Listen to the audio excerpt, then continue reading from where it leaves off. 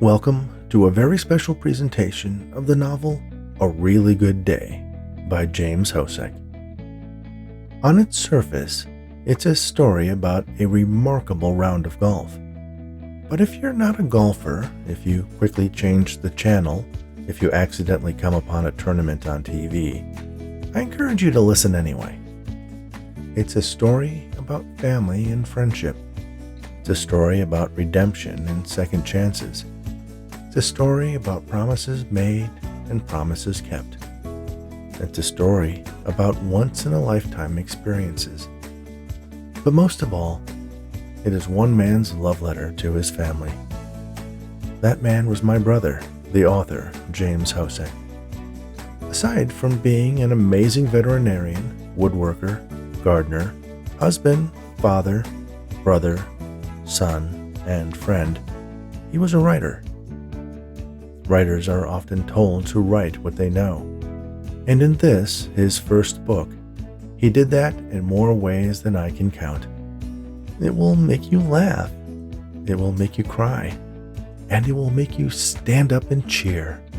So sit back and enjoy as Jim takes you on a fun, entertaining journey through 18 holes of golf and one man's really good day. Chapter 8. Sixth Hole. The sixth hole seemed to stretch on for a mile. It was actually about a third of a mile, the longest hole on the course, and perhaps the most difficult one to par, let alone birdie.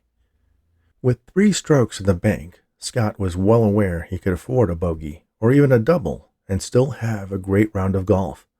But boy, wouldn't it be great to par this one? "Mr. Hanover still has honors," announced the official.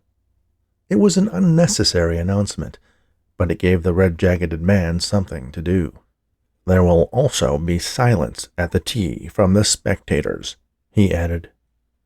To the right, and at the distance of a decent drive, a water hazard teased the edge of the fairway.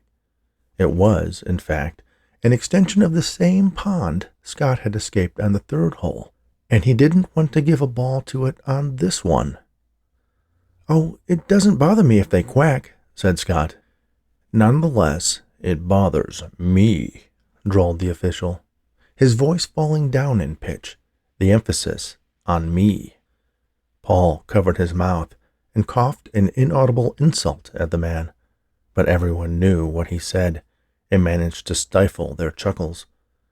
"There will be no more talking while players are getting ready to hit or are hitting," added the official. Scott shrugged his shoulders. He glanced at the camera woman, and she gave a consolatory smile. She mouthed a quack, and Scott smiled. It wasn't the same, but he didn't need to be on the official's bad side. He set up his ball and pulled his cap down a little to reduce the glare coming from the sun which they were now facing. It would continue to be in his eyes for the next 3 holes as they made their way back to the clubhouse. He took a couple of practice swings, concentrating on keeping the swing controlled and steady. The water pulled at his eyes, and something felt wrong. He looked at his feet. He scrunched his face, and without thinking about how amateurish it might look, he laid his club on the ground so that the head was at his left toe and the handle at his right toe. Then he stepped back and looked to where the shaft of the club was pointed. It was aimed straight for the water hazard to the right. He looked at Paul. "I wanted to say something, but I didn't want you to get penalized by Hitler there," he muttered. "It's okay," said Scott. "I knew it didn't feel right." He left the club on the ground, but redirected it so it now pointed down the left side of the fairway. Then he realigned his toes along the shaft before picking up the club. It was a trick he had learned when he first started golfing. The line your toes made always pointed to where the ball would go if you hit it well. With his tendency to add a little slice to his drives, he felt confident that he'd keep it in the fairway now. "Are you ready, Mr. Hanover?" growled the official. Scott glared at him. "I would appreciate it," he said, directing his stare into the red-jacketed man's eyes, "if there was no talking right now." The man gasped and sputtered and realized he had just broken his own rule. He tried to return Scott's glare, but simply nodded and averted his eyes from Scott's with a degree of unease that made Scott smile, a smile that was not unappreciated by others around the tee. He took another couple of practice swings, more to irk the official than out of need, and stepped up to the ball once more. He eyed his imaginary target in the fairway and drew the club back. His wrists cocked. He seemed to hold the backswing longer than usual, but it couldn't have been that long. He brought it around with a sensation of perfection, twisted his body in the follow-through, and found himself staring straight into the sun, with no idea where the ball was. He tilted his head down, but his vision was covered with blue-white globs, forming an amoeba pattern in front of his eyes. He gazed at the fairway, looking for the ball to come down, but only saw white patches surrounded by darkness. His ball could have gone anywhere. Left, right, into the water? He had no idea. He turned behind him and was able to make out Paul squinting into the sunlight. Paul's right hand came up, and he pointed out into the fairway. "Wow," he said. "That was up a long time." "Where is it?" asked Scott. "Right in the middle. You really got a hold of it." "In the middle?" Scott asked incredulously. "You'll see it. Just walk straight out." Jerry shook his head. He had missed the shot in the sun as well, and took Paul's word that Scott had nailed a decent drive. He stepped up to the tee with his own driver to take his turn at the hole. Scott was able to follow Jerry's shot and watched it dribble along the right side of the fairway, stopping even with the inmost edge of the water hazard, but still on the nicely cut fairway. "Nice shot," he commented. Jerry smiled, and Pete took his place at the tee. Pete was a little hesitant as he set his ball and squinted out into the sun. He lined himself up, an expression of trepidation on his face. As Pete swung, Scott could tell the previous hole had gotten to him. His swing was off, and the shot hooked far to the left. It landed past a line of trees, hopefully in a decent position where he might have a shot out of the rough. His frustration was not expressed by pounding the ground with his club, as Jerry had resorted to earlier, but with his palm placed over his brow and eyes, rubbing with deliberation. He seemed to be trying to figure out what he had done wrong, not realizing it wasn't his swing that was off, but his mindset. He needed to get over the last hole before he could get his regular game back. Scott continued to blink away the retinal burns, and as they walked along the fairway, Pete and his caddy broke off to the left and Jerry to his right. "See it?" asked Paul, pointing again. Scott shook his head. There were too many pieces of debris that looked like balls. "You're gonna like it," Paul said. Pete's caddy found his ball. It was perhaps 1 yard from the tree line that gave way to a fence along 159th Street to the north. He wouldn't have a full swing, so his only chance was to lay it up back onto the fairway and hope for a good third shot. Pete didn't look too happy with the results of his drive. He looked at Scott and Paul far up in the middle of the fairway and shook his head, muttering something neither could hear. Scott was still straining to see his ball, and was concerned Paul hadn't really got a good look at it coming off the tee. Maybe Paul had imagined his ball in the fairway. For all Scott knew, it had landed in the woods or the pond. He looked back over at Pete. Pete tested how far he could take a backswing before receiving interference from the tall weeds and shrubs at the edge of the trees. It wasn't much. He punched at the ball and got it out, but it only rolled about 5 or 6 yards and was still in the rough. "Closer to the hole," muttered Paul and Scott. Pete did not appear to be looking at the glass half full at this time. He walked to the new ball position, ready to kill it if necessary. He hacked at it with the same over-effort that had landed his drive in a bad spot, and the ball soared straight across the fairway to land in the rough on the opposite side, perhaps 190 yards from the green. Once again, Pete's anger showed. He swung again at where his ball had been, as if not sure what had gone wrong. Jerry had watched the whole show from the other side of the fairway and shrugged it off. He'd had his terror hole and could remember the feeling of frustration, but also the relief as he let it go and started to have fun. He swung, and the sound of the well-hit ball echoed along the fairway. The ball stayed fairly low, but rolled quite a distance before stopping about even with Pete's. It was still nicely in the middle of the fairway instead of buried in the rough. "Let's go," urged Paul. Scott blindly followed him, still not certain where his drive had landed. They were practically on top of the ball before Scott saw it. He turned to look back at the tee, then at the hole. He had to be a little better than halfway along the longest hole on the course. "I put it at about 300 yards. I told you you'd like it." Paul pulled an iron from the bag and handed it to Scott. "I hit that drive 300 yards?" Scott asked in disbelief. He bent closer to the ball and could make out part of the yellow duck logo stamped over the dimpled surface. "Right in the middle of the club," Paul said. "It was perfect." "Wow. Wow," echoed Paul. Scott looked at the club Paul had handed him. "My 9-iron? Well, I know your fairway woods aren't going 270 yards, and there are sand traps all along the front of the green. Get it about 125 yards from the hole, and then you can put it in the middle of the green with your pitching wedge. It's smart course management," added Paul. Scott thought about it. "But I could knock it up 200 yards with my 5-wood and then just have a 70-yard chip to get it on." "You're better off using a full swing club to get on the green, Scott. Trust me.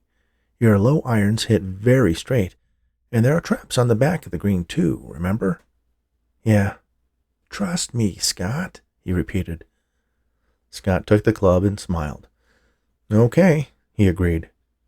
He carefully lined up his shot and stood still over the ball for a moment. This was usually the time he tried not to think. His usual pattern, after having a great drive, was to flub the next shot or two and end up bogeying or double bogeying the hole. He knew he could afford a bogey or two on the front 9, but if only he could turn this great drive into something. Paul noticed Scott's apprehension. "Scott, hit the ball. It goes where it goes." That's true, Scott thought. Who was he to think that he could control the tiny object? There were a million different outcomes from every swing. Some of them good, some bad. You took what you got. If this shot were bad, he'd still have one more chance to get on the green. If not, then he could still be on in 4 and, with a good putt, par the hole. He breathed out and let the club sit on the ground behind the ball, the grip hanging loosely in his left hand. He grabbed it firmly and wrapped his right hand below the left on the shaft. What about a practice swing? No, not this time, he told himself. Not this swing. The club glided back smoothly along the shortcut fairway, and his left shoulder dipped under his chin as his club lifted over his head. His arms stopped moving, but his hands twisted a little more back, cocking the wrists. With surety and determination, he swung for the spot in front of the ball. His body unwinding like a watch spring popped free. There was no divot like the one he saw when a pro golfer took a swing, but a bare patch of dirt with short stumps of grass appeared in front of where the ball had been. Scott once again lost sight of his shot to the glare of the sun.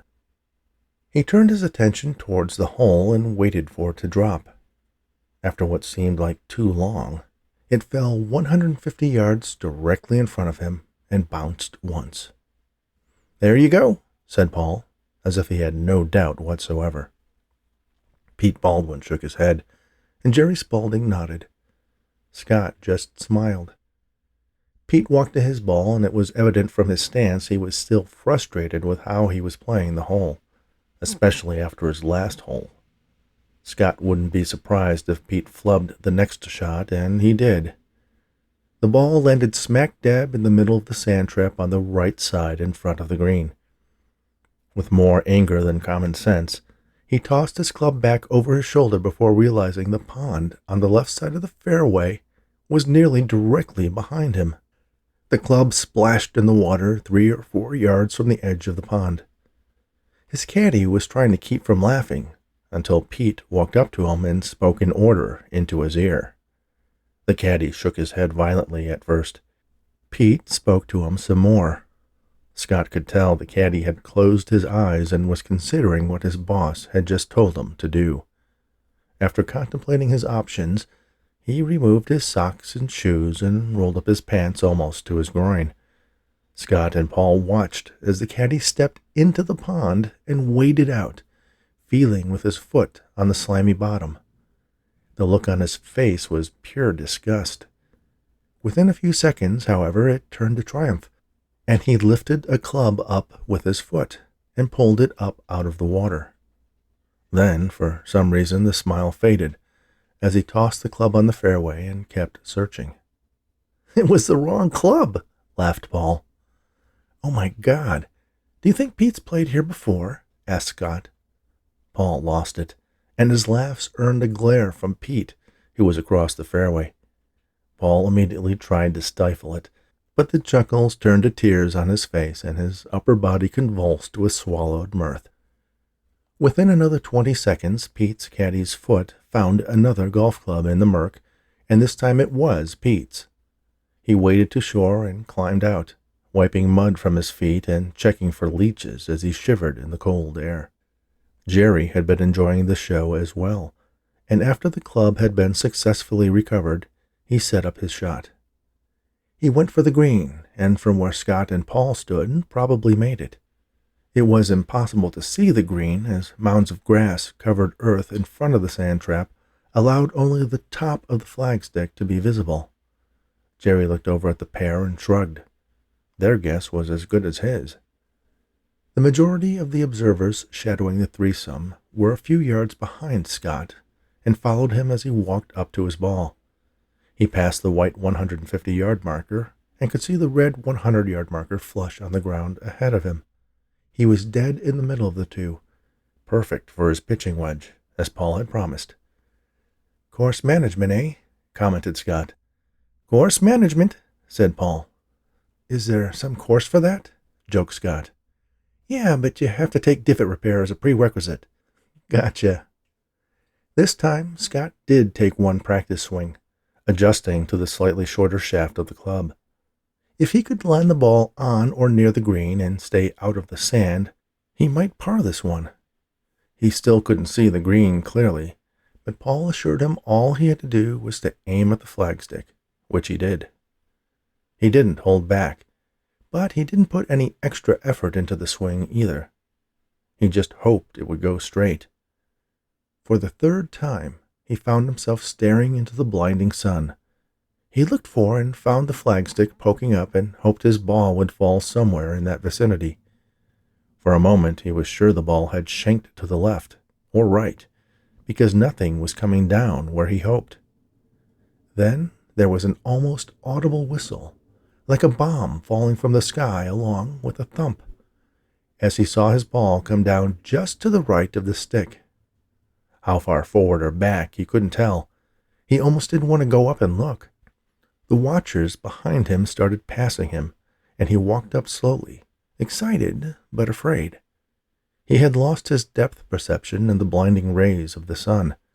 It was possible what he heard was the ball landing in sand on the opposite side of the green. With the distance he was getting off his clubs today, that was entirely possible.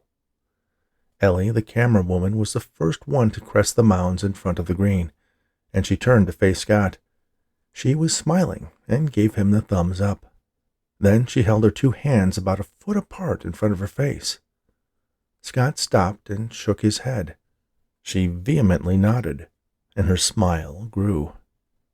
Pete had also reached a mound, and his reaction confirmed Ellie's report. He stood there shaking his head from side to side, muttering something under his breath. He walked back down, took his sand wedge to his ball in the sand trap. He punched it out neatly thanks to his practice on the last hole, and walked off while his caddy smoothed the trap. Scott reached the mound and looked at the situation below him. The flagstick was pretty much in the middle of the green, which had a downhill slant from the left front corner to the back right. One ball was about a foot to the right of the hole, and Scott assumed that was his. Jerry's ball was just off the green on the fringe, 7 yards from the hole, but puttable. Pete's was 5 yards from the hole in front of the pin. Scott's eyes returned to where his ball sat. "Don't miss this one," he told himself. "Don't miss it." He had missed 1-foot putts before, and he wasn't going to take this one for granted. He walked down and placed his tiny penny behind his ball and picked it up. He realized it was the same ball he had started with 6 holes earlier. How often did that happen with this much water on a course? The answer was never. Pete marked his ball with a quarter, and Jerry set up his putt. He hit it straight, and for a moment it looked like it would make it, but it died a few inches from the hole. He walked up and knocked in an easy par and pulled his ball out. Applause rippled from the onlookers, and Paul and Scott joined them. Pete took his time reading the green. His caddy stood back, obviously angry with Pete for making him wade through muck and not about to offer any advice on the putt. Pete's putt missed the left side of the hole and ended up a foot away. He walked up, took a second to aim, and knocked his 7th shot in the hole. A double bogey. A courteous round of applause accompanied the effort, which Pete ignored. Scott placed his ball back on the ground and picked up his penny. He slid it into his pocket and rubbed its rough surface between his fingers, remembering how it came to be his ball marker. Sarah and Scott had taken a vacation to the Cayman Islands for their 2nd anniversary. Sarah had strictly forbidden him from taking his clubs with them, and was determined they would have a romantic getaway. Unfortunately, their 2nd day there, the previous night's dinner of jerk chicken decided to wreak havoc on Sarah's stomach, and she ended up confined to bed with occasional trips to the bathroom. Scott tried his best to make her comfortable, but she quickly grew frustrated and annoyed with his well-intended attention. With a sigh and great reluctance, she suggested he go out and play some golf. He asked if she was sure, and she shooed him out of the room before she could change her mind. Scott had the concierge in the hotel book him a tee time at a local course and arrange for a club rental. When he reached the golf course, he bought a couple sleeves of balls, some tees, and a Titleist glove, putting the whole tab on his credit card. He found himself grouped with a very nice Canadian couple who played the course several times a week, and assured Scott that he would find it challenging and fun. It wasn't until the first green that he realized his regular ball marker was back in his own golf bag in Chicago. One of the Canadians gave him a tiny, bright, coppery Cayman Islands 1-cent piece to use. He ended up shooting poorly, but did have fun. When he returned to their hotel room that evening, Sarah was sleeping. He quietly emptied his pockets on the nightstand, placing his 2 remaining golf balls on top of the slightly used golf club to keep them from rolling off, and his penny on the table, and slipped into bed next to Sarah. The next day, Sarah was feeling normal again. She noticed the penny on the table, and Scott explained how it had come to be his ball marker. "If that's all you have to show for your afternoon, it seems like it turned out to be a pretty expensive penny," she commented. Scott chuckled. "I didn't look at it that way. I should hold on to it then." "I would expect so," she joked. From then on, that coin had been in the pocket of his golf bag. Now, as he let the tiny coin slip from his fingers into his pocket, he remembered that vacation. How Sarah had not made Scott suffer along with her that afternoon. How she had lifted her ban on golf during what was supposed to be their romantic getaway, even though Scott would have gladly stayed with her. He knew that wouldn't be happening after the baby came. Scott crouched down behind the ball to verify it was a straight shot to the hole, then set his stance. He adjusted his putter so the lines on the back pointed along the path he wanted the ball to take. "Just don't leave it short," he prayed. It was an easy shot, a gimme as many casual golfers would play it, They would just pick up the ball, assuming it would go in with one shot. Yet Scott had missed his share of one-footers and even seen pros miss them too. Scott never liked to take a gimme, even when playing just for fun. He believed there were no gimmies in life. You had to follow through on every task you started. What's more, he loved the sound of the ball falling in the plastic cup. It was music to his ears, even after a particularly bad hole. He pulled the club back 3 inches and pushed it into the ball. The duck-emblazoned ball rolled for the hole and dropped straight in, the clunking sound confirming he had done it again. Another birdie. He was now 4 strokes under par. It was unbelievable. The applause was more than courteous this time, and Scott pulled the ball out and clenched it in his fist. What a day. What a day. Jason stared at the television screen in disbelief. Eric Gunther, the high school runner who had been leading the Chicago Marathon for over half its length, was dying. His pace had dropped precipitously, and many were speculating he was injured. The group of Kenyans and other top runners were about to pass him, and several did as he slowed to a walk. Well, thought Jason, that'll certainly make for an interesting story. He had envisioned hours of coverage for the teenager if he actually won. But as a fader, or worse, a non-finisher, he might briefly be featured in the commentary of the race. Perhaps his little golf tournament might make a report after all. He had mixed feelings regarding this. It meant having to actually edit the tape, and it sounded like Ellie was getting plenty. But maybe it wouldn't be the punishment he thought it was. He glanced out at the scorecard. Hanover had hit a 4 on his last hole, a par 5. What did that make him, 3 or 4 under par? 4, said the scoreboard. He had 3 holes to finish for the front half of the course. No one else was close. There were a few 1 under pars, but most of the early players were shooting several strokes over. He realized that the good golfers would tee off last, so he wondered if Hanover's score would hold up. If it did, and he pulled off an upset from dead last, it would be the Eric Gunther story, but with a happier ending. Of course, he could also fade on the back half of the course and he'd have nothing. But maybe. It wasn't worth getting excited over at this point. He'd relax in the clubhouse and maybe get one of those donuts he'd seen at the courtesy breakfast table for players, officials, and guests. He was a guest, wasn't he? The chirp of his cell phone interrupted his thought and drew a few stares from others. He'd have to switch it to silent mode. The caller ID display read number not available. It couldn't be the camera woman again. Her extension showed up last time. His wife didn't have this number. It had to be someone from the affiliate office. Bernard here, he answered. Bernard, what's with this Hanover? He going to make a run at it? Jason was startled to hear the voice on the other end. It was Harold Frisk, head of the Chicago affiliate office of USA Sports. He started to answer, but Frisk cut him off. You heard about the marathon, eh? Heck, you're probably watching it at the clubhouse right now with some coffee and donuts. Yes, sir, I mean he's doing well, but he's ranked last, so he could just be having a good run right now and fade later. Your camera woman thinks he's doing well and can keep it up. Jason fumed. That girl had gone behind his back. Frisk probably golfed 3 or 4 times a week. I was planning on meeting up with her after the first 9 and seeing if we have anything to use, but the best golfers haven't teed off yet. I don't care about the best golfers, interrupted Frisk. I lost my high school kid, and now they're saying he was taking some sort of performance-enhancing drug and may have had some cardiac problem. I need my story for tonight.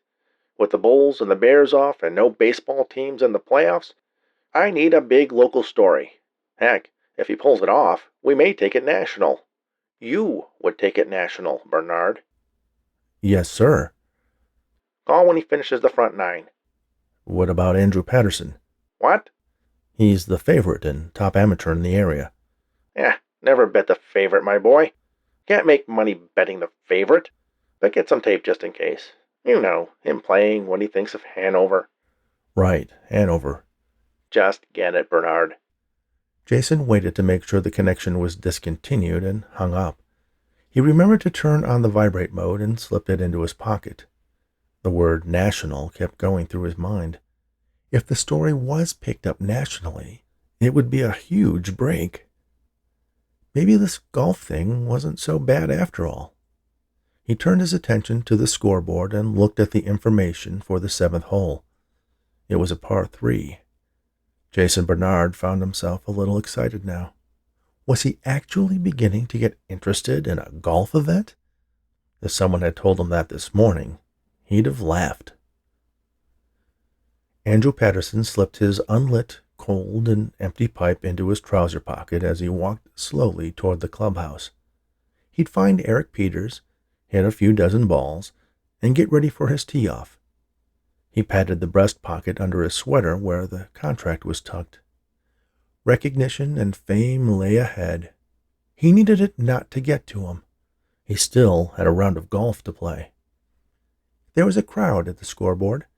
Soon enough, his name would be at the top of the leaderboard, a scene that might appear in a television commercial someday soon. Andrew sensed the morning warming up.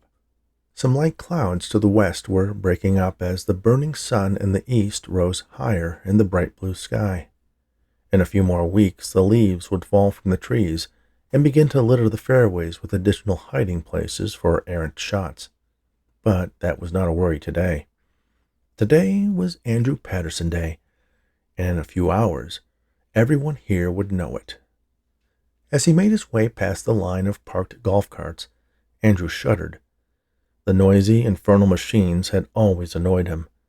More than once he found his concentration destroyed by their engines sputtering as their lazy occupants raced to the next shot. Carts, he thought, ruined the game, and defeated the whole purpose of it being a sport. Why play golf if you didn't want to get any exercise? What was everyone in such a hurry for anyway? And who drove these carts? Often it was the older men with pot bellies who could barely lift their overstuffed gigantic golf bags into the back of the cart, let alone carry them on the course. Andrew usually carried his own bag when he played practice rounds. He used a caddy when he needed one, but he enjoyed the invigorating feel of walking 4 or more miles along the crisply cut fairways and greens, along the sparkling ponds and streams, and through the sprawling and unforgiving trees. Today, Eric Peters would carry his bag. If he performed well, he'd take him to the Pro-Am contest in a couple of weeks. Maybe he'd even get to be in Andrew's commercials. But it was more likely that the ad agency would insist on an actor or perhaps an actress to play the supporting role. "Hi," interrupted an artificially upbeat and insincerely cheery voice. "I've heard a lot about you, Mr. Patterson." The man extended a soft, plump, nicotine-stained hand. Andrew looked at the hand and smiled. "All good, I hope," he joked. The hand fell away in the embarrassment of rejection. "They say you're the man to beat, and I'm willing to bet they're right." Something about the man's demeanor and approach was vaguely familiar. Had he met this man before? Certainly he'd have remembered such a shabbily clad character in any incarnation. "Can I help you?" prompted Andrew. "Well, it's more like I can help you," pitched the man. "My name is Jake Fisher, and I'm an agent with Fraser and Frakes." Jake had replaced his coat and tie, and even flattened down a few stray hairs with his palm to prepare for the meeting. Ah, realized Andrew, the man Karen had spoken of. His manner was similar to hers. The patronizing words and fake smile were nice to see, but transparent to their real motives. These agents were out for money. If they wanted to make Andrew a few bucks along the way, so be it. Andrew was beginning to feel a little flattered that so many people were after his attention. But after evaluating his first impression of this Fisher fellow, he was happy that Miss Blakely had found him first. "How interesting," Andrew said. "It seems that I am very popular among your ilk today." "My ilk?" asked Jake Fisher, very confused. He was pulling a folded stack of papers from his jacket pocket. a set that looked very familiar to Andrew. They seemed identical to those Karen had in her purse for him to sign.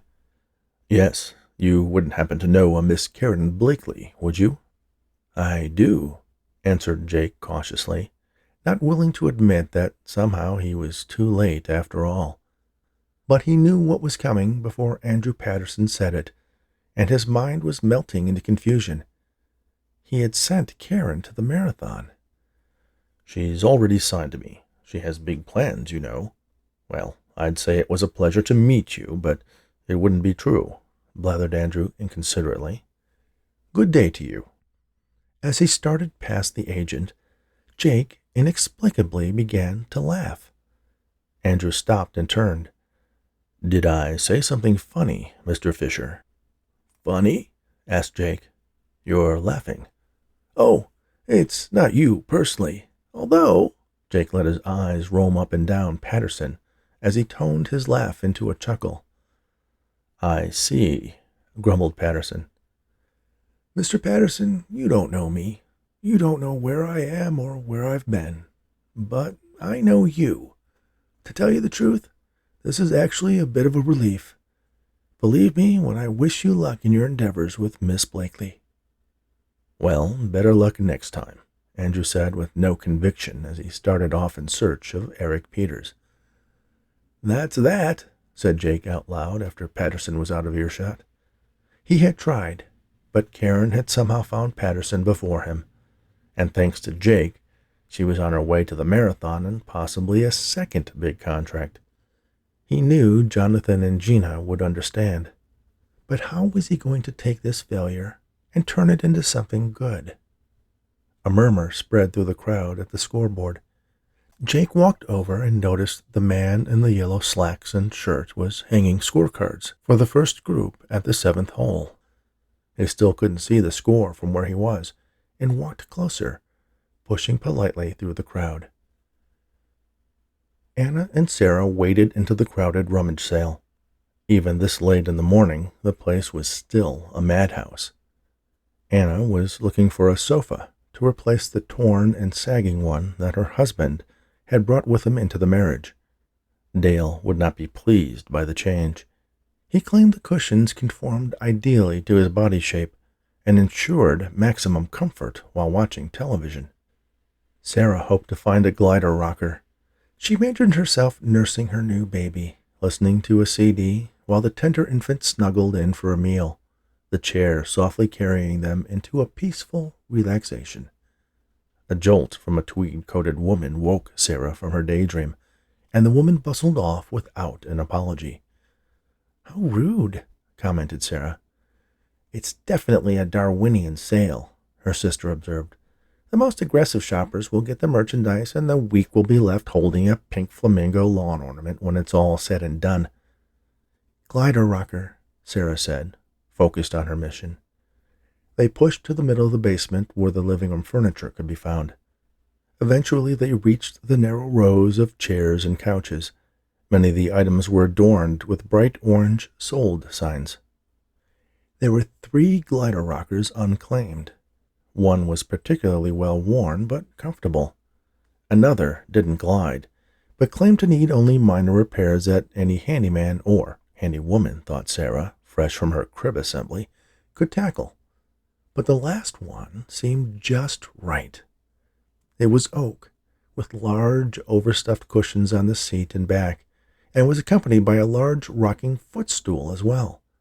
She ran her hands over its surface, feeling the glossy finish of the wood and the soft, inviting feel of the cushions. "Sit on it," Anna encouraged. Sarah did so, and immediately found herself gliding in the comfortable chair, rocking softly, lulled into her daydream with more vividness than before. "It's a bargain at $250, said a rummage sale volunteer with Cecily written boldly on her name tag. "I've seen the same chair in the department stores for $800 with the stool," she added.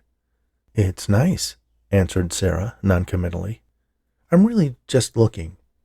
"Suit yourself," retorted Cecily, who huffed off to assist another interested buyer, a young man looking at a leather recliner. "It's a little high," commented Anna. but it's so nice. But you're right. Scott would kill me if I bought it. Hey, he's out golfing, right? Well, maybe they'll mark it down a little. Perhaps I should get that woman back and see if they'll bargain. Before she could get up, another woman with Sally written on her name tag approached. Interested in the chair? She asked. Possibly, interrupted Anna, knowing Sarah's answer would give away her desire for the chair. But it does seem rather expensive for a rummage sale. I know it's for charity, but... Sally looked at the tag and shook her head. Cecily must have changed this, she said. No wonder someone else hasn't taken it yet. She pulled a thick black magic marker from her pocket and crossed out the 2 in the price. Are you serious? Sarah asked. It's great for nursing, she answered, nodding at Sarah's distended abdomen. So I'm told. You seem to like it. It's yours for $50. Sold, agreed Sarah. She pulled herself up out of the rocker. The stool, too? Absolutely, smiled Sally. Sarah smiled back. Within 5 minutes, she had made a purchase even her penny-pinching husband would be proud of. Is there anything else I can help you with? I'm looking for a sofa, answered Anna. Let's look around. There are a few nice ones left. As they followed Sally and worked their way down the aisle, Sarah was surprised to see the young man handing Cecily $200 bills for the recliner. It wasn't in great shape, but it was obvious it wasn't the recliner's shape he was interested in. She has her uses, Sally whispered as they walked by. Anna and Sarah smiled at the remark. A row of televisions were tuned to the local USA Sports Network affiliate as the coverage of the Chicago Marathon played over the screen. Sarah thought she heard something about a kid using performance-enhancing drugs and nearly dying halfway through the race. A clock in the upper corner of the screen marked off the time elapsed for the lead runner, a very dark, tall, thin man, apparently from Kenya. As he ran, he grabbed water cups, drank some, and doused himself with others. His thin frame seemed like it didn't have the endurance to run over 26 miles, but it was probably his light weight that contributed to his body's ability to accomplish such a grueling task with ease. At times the camera showed other runners, none in competition with anyone but themselves, trying to finish a race they may only run once in their lives, just to be able to say they did it. Many had a leisurely jogging pace. Some were even speed walking, while others were draped over the arms of their supporters, weeping at the cruelty of an unexpected injury or a cramp, or the realization that today would not be the day they completed a marathon. Sarah thought that maybe there were such things as marathon widows, and perhaps widowers, to go along with golf widows.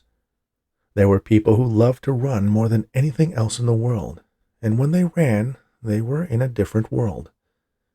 Was that how it was for Scott? She had never thought of it that way. She had at times been grateful to get rid of him for a while, but she never really thought about what his golfing did for him. She hoped he was having fun and not doing too badly. She knew he would be happy to simply not be the last-place finisher in the field, and Paul was there to keep him from getting too serious. She was happy with her chair, and was sure Scott would be excited for her too. First the crib, now the glider rocker. What a great day it was turning out to be. She turned and saw that Anna and Sally were quite a bit ahead of her, since she had been distracted by the televisions. As she started after them, another contraction grabbed her attention. She had been having mild ones every 10 or 15 minutes all morning. They had become a simple annoyance as she got used to them. Her doctor had told her to expect them from time to time as her uterus exercised in preparation for the big day. This one, however, caused her to stop. She breathed in slowly and let the tightness gradually fade away. Did it mean anything that this contraction was stronger than the previous ones? When she and Anna left the rummage sale, she would call her doctor. It wouldn't hurt to get an opinion, and it would put her mind at ease if the doctor told her it was nothing to worry about. She was glad she had accomplished 2 major tasks today. Now, if Anna could get a new sofa, that would be the icing on the cake.